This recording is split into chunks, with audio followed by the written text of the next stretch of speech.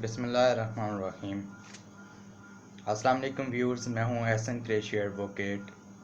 आज का जो हमारा लेक्चर है सीआरपीसी का लेक्चर नंबर 10 और जो टॉपिक है वो फ़िज़िकल रिमांड है, यानी कि सेक्शन 167 सीआरपीसी।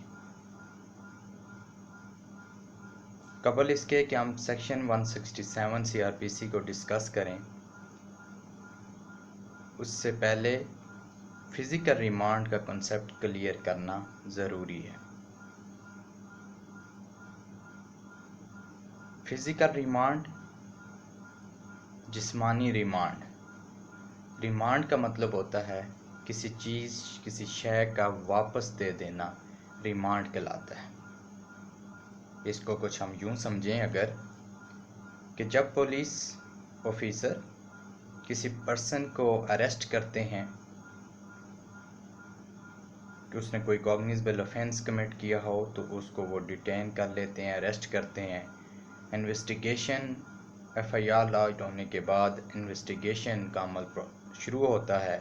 तो लॉ ये कहता है, 61 सीआरपीसी ये कहता है कि 24 घंटे से ज़्यादा without the permission of the court जो है उसको डिटेन नहीं किया जा सकता। किसी शख्स की लिबर्टी को कर्टेल नहीं किया जा सकता। अगर कोई 24 घंटे से ज़्यादा विदाउट द परमिशन रखे तो वो अनऑथराइज्ड डिटेंशन होगी। लिहाजा उसके लिए जो कानून मौजूद है कि 24 घंटे से ज़्यादा का टाइम दरकार हो, तो 167 सीआरपीसी के तहत जो है वो फ़िज़िकल रिमांड के लिए उसको मजिस्ट्रेट के सामने पेश किया जाता है, एरिया मजिस्ट्रेट के सामने। अब जब पुलिस वाले एरिया मजिस्ट्रेट के सामने मुल्ज़म को पेश करते हैं तो बेसिकली मुल्ज़म को अदालत के हवाले किया जाता है। अब जब और साथ इस्तदा की जाती है कि जी चूँकि इसने जो ऑफेंस कमिट किया है उस हवाले से इन्वेस्टिगेशन 24 घंटे के अंदर करना नामुमकिन है, उससे ज़्यादा का टाइम दरकार है, तो हमें इसका रिमांड दिया जाए। तो वो जो इंसानी जिस्म होता है वो मजिस्ट्रेट दोबारा उनके हवाले कर देता है for the purpose of investigation, तफ्तीश के इंटरोगेशन के पर्पज़ के लिए वो वापस उसको हवाले कर देते हैं। इस अमल वापस देने के अमल को रिमांड कहते हैं। अब यहाँ तक फ़िज़िकल रिमांड तो क्लियर हो गया। अब फ़िज़िकल रिमांड को सेक्शन में जो लिखा हुआ है उसको डिस्कस करते हैं। तो 167 की 7 सब सेक्शंस हैं। हम वन बाय वन एक एक सब सेक्शन को डिस्कस करने की कोशिश करते हैं। अब जो सब सेक्शन 1 है 167 सीआरपीसी का, उसके अंदर 3 बातों का जिक्र है, सिर्फ 3 बातें। पहली बात वो ये कि करते हैं, उसके अंदर इस चीज़ का जिक्र है कि जब कभी भी पुलिस वाले किसी को अरेस्ट कर लेते हैं और उसको डिटेन करते हैं इन्वेस्टिगेशन पर्पज़ के लिए, तो वो अगर ये समझें कि इन्वेस्टिगेशन 24 घंटे के अंदर जो 61 सीआरपीसी के तहत टाइम पीरियड प्रोवाइडेड है अगर मुकम्मल ना हो सकती हो, पहली चीज़ 24 घंटे के अंदर इन्वेस्टिगेशन मुकम्मल ना हो सकती हो, तो दूसरी चीज़ क्यों ना हो सकती हो, चूँकि दूसरी जो बात है वो ये लिखी हुई है कि चूँकि जो ऑफेंस है, जो एक्यूजेशन है, वो वेल फाउंडेड इंफॉर्मेशन पर है। जो वेल फाउंडेड है वो ठोस है, उसके वाले से शवाहिद मौजूद है जिनके ऊपर तफ्तीश करना बहुत ज़रूरी है, जिसके वाले से एविडेंस कलेक्ट करना फ़िज़िकल रिमांड लेकर एविडेंस की कलेक्शन में मदद हो सकती है। इसलिए 24 घंटे से ज़्यादा का वक्त दरकार हो, तो ये दूसरी बात है कि पहले 24 घंटे में कंप्लीट ना हो सकती हो। दूसरी बात है क्यों ना हो सकती हो कि इंफॉर्मेशन जो एक्विजिशन है, जो इल्ज़ाम है उसके ऊपर या ऑफेंस है लेवल किया गया है वो वेल फाउंडेड है। तो तीसरी बात का क्या तज़किरा है कि ऐसी सूरत जब होगी तो फिर वो पुलिस जो एक कॉपी जो होती है पुलिस डायरी की, उसके साथ यानी पुलिस रिकॉर्ड बमा एक्यूज्ड जो मुल्ज़म होता है उसके साथ उसको अदालत के सामने पेश कर दिया जाता है। ये 3 बातों का जिक्र है। पहली बात कि 24 घंटे में तफ्तीश मुकम्मल ना हो सकती हो, क्यों ना हो सकती हो। दूसरी बात का तज़किरा है कि वो वेल फाउंडेड एक्यूजेशन है।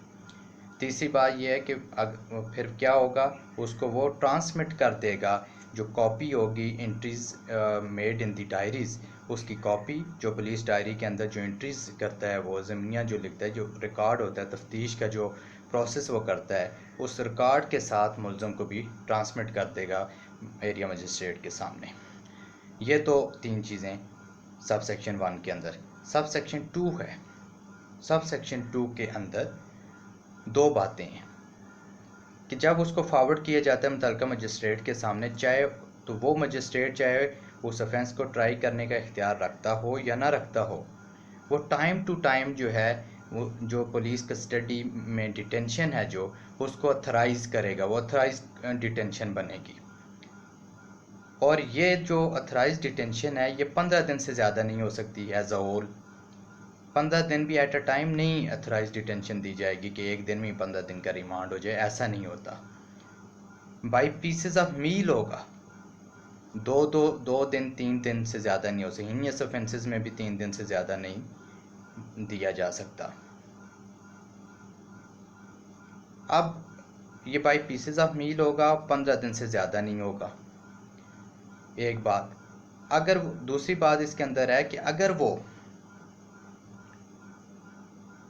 मजिस्ट्रेट जो है ऑफेंस को ट्राई करने का इख्तियार नहीं रखता और वो ये समझता है कि अब फर्दर फिज़िकल रिमांड देना गैर ज़रूरी है, फर्दर इस मुलज़म को पुलिस की कस्टडी में देना गैर ज़रूरी है, तो फिर उस सूरत में वो आर्डर करेगा कि इसको अब चूँकि मैं इसको ट्राई नहीं कर सकता, इसकी समाअत नहीं कर सकता, तो इसको उस मजिस्ट्रेट के सामने फॉरवर्ड किया जाए जो उसको समाअत कर सकता है, उसके वो आर्डर कर देगा। ये 2 बातें हैं। अब सब सेक्शन 3 इसका जो 2 का प्रोवाइजो क्लास है उसके अंदर लिखा हुआ है कि जब कभी भी ये जो फिज़िकल रिमांड होगा तो ये फर्स्ट क्लास के नॉर्मली फर्स्ट क्लास मजिस्ट्रेट देता है, मगर जो सेकंड क्लास और थर्ड क्लास है वो उस वक्त तक नहीं ये डिटेंशन अथोराइज कर सकता, फिज़िकल रिमांड नहीं दे सकता जब तक कि उसको उसकी पावर ना दी गई हो, प्रोविंशियल गवर्नमेंट ने उसको एम्पावर ना किया हो कि वो जो पुलिस कस्टडी में जो डिटेंशन है उसको अथोराइज कर सके। उस वक्त तक वो मजाज नहीं है कि वो फिज़िकल रिमांड दे। सेकंड क्लास और थर्ड क्लास मजिस्ट्रेट की बात हो रही है कि जिनको एम्पावर नहीं किया गया प्रोविंशियल गवर्नमेंट ने, ये प्रोवाइजो क्लास के अंदर लिखा गया है, वो उस वक्त तक नहीं दे सकते। अब आ जाता है सब सेक्शन 3। उसके अंदर लिखा हुआ है कि जब उसने फिज़िकल रिमांड दे दिया तो उसकी वो रीजंस रिकॉर्ड करेगा कि वो क्यों दिया है, किस बेस पर दिया उसने फिज़िकल रिमांड, वो उसकी रीजंस रिकॉर्ड करेगा। अब जो सब सेक्शन 4 है उसके अंदर लिखा गया है कि ये मजिस्ट्रेट ड्यूटी बाउंड है कि जो उसने रीजंस रिकॉर्ड की हैं, रिमांड दिया है और जो आर्डर किया है उसकी एक कॉपी सेशन जज को भेजेगा, उसकी पेरूजल के लिए भेजेगा। अब यहाँ तक तो ये क्लियर हो गए 4 जो इसके सब सेक्शंस है। 5वां सब सेक्शन बड़ा अहम है। इसमें तज़किरा है कि अगर कोई फीमेल है एक्यूज्ड, उसका रिमांड लेना मतलूब हो और उसको इंटेरोगेट करना मकसूद हो तो फिर क्या होगा। तो उसमें कहा गया है बड़ा क्लियर कि डकैती और कत्ल के ऑफेंसेस के अलावा पुलिस कस्टडी में फ़ीमेल को नहीं दिया जाएगा। वो उसको इंटेरोगेट करेंगे तो जेल के अंदर करेंगे in the presence of jail officer और in the presence of one police officer, one female police officer, jail officer और वन फीमेल पुलिस ऑफिसर की मौजूदगी में उस फीमेल को जेल के अंदर इंटेरोगेट किया जाएगा। ये सब सेक्शन 5 में लिखा हुआ है। जो सब सेक्शन 6 है उसके अंदर ये लिखा हुआ है कि ये जेल ऑफिसर जो होगा उसकी ये जिम्मेदारी है कि वो जो इन्वेस्टिगेटिंग ऑफिसर है उसको जेल के अंदर जाकर तफ्तीश इंटेरोगेट करने का वो माहौल फराहम करे, वो उसको फैसिलिटीज़ दे, वो ताकि उसके लिए अरेंजमेंट्स करे ताकि वो जाकर वहाँ पर फ्रीली इंटेरोगेट कर सके। अब जो 7 है इसका सब सेक्शन वो बड़ा अहम है। उसके अंदर ये लिखा गया है कि अगर जब कभी कोई ऐसे स्पेशल सर्कमस्टांसेस हों जिसमें फ़ीमेल अक्यूज़्ड को out of the prison investigate करना, इंटेरोगेट करना ज़रूरी हो, तो फिर वो क्या करेगा, तो उसमें लिखा हुआ है कि फिर जो police officer making the investigation है not less than the rank of the sub inspector, जो सब इंस्पेक्टर के रैंक से कम का ना होगा ऑफिसर, वो क्या करेगा, मुतलका मजिस्ट्रेट को उसके पास जाएगा, उसको एक एप्लीकेशन देगा कि हमें इसकी जो तफ्तीश है वो आउट ऑफ प्रिजन करनी है। तो मजिस्ट्रेट अगर सेटिस्फाई होता है कि ठीक है, तो फिर वो रीजंस रिकॉर्ड करके आर्डर करेगा, मगर साथ वो एक फीमेल पुलिस ऑफिसर को भी उसको अपॉइंट करेगा कि वो उनके आउट ऑफ दी जेल जो है वो उनके साथ रहेगी। ये उसका प्रोसीजर है, मगर इसकी एक प्रोवाइज़ो क्लास भी है कि आउट ऑफ जेल तो जाएगा, मगर एक उसकी प्रोवाइज़ो क्लास भी है कि आउट ऑफ जेल किया जा सकता है with the permission of the magistrate, out of the prison किया जा सकता है, मगर जो टाइम होगा वो गरूब आफ्ताब से लेकर तुलू आफ्ताब तक का जो टाइम होगा उसमें बाहर नहीं लेके जाया जा सकता for the purpose of investigation और इंटरोगेशन। यानी कि जो टाइम होगा it should not be between the sunset and the sunrise, ये इसके दरमियान का टाइम नहीं होगा। सो व्यूअर्स, ये जो फिज़िकल रिमांड है इसके हवाले से कुछ बातें थी जो मैंने क्लियर करने की कोशिश की। फिज़िकल रिमांड के वाले से कहा कि 24 घंटे से ज़्यादा without the permission of the court जो है वो 167 फिज़िकल रिमांड के तहत ही रखा जा सकता है, अदरवाइज़ अनलॉफुल होगी डिटेंशन। इसके ऊपर एक जजमेंट लिख लें, 1995 PCRLJ पेज है 369। और जैसा कि मैंने कहा कि अगर इसके अलावा अगर 15 दिन से ज़्यादा, मैंने कहा 15 दिन तक physical remand as a whole हो सकता है, मगर बाय पीसेस ऑफ मील होगा। 15 दिन से ज़्यादा अगर दरकार हो तो वो उसकी सूरत हाल वो होगी कि जब वो किसी और जगह पे ऑफेंस कमिट किया हो या कोई किसी और FIR उस पर हुई हो, तो उसमें भी इन्वेस्टिगेशन करना मतलूब हो, तो फिर जो है एक जजमेंट है जिसमें कहा गया कि 15 दिन से ज़्यादा भी उस ऑफेंस की इंटरोगेशन के लिए दिया जा सकता है। वो जजमेंट लिख लें, NLR 1996 CRLJ पेज 116 के अंदर ये मेंशन किया गया है।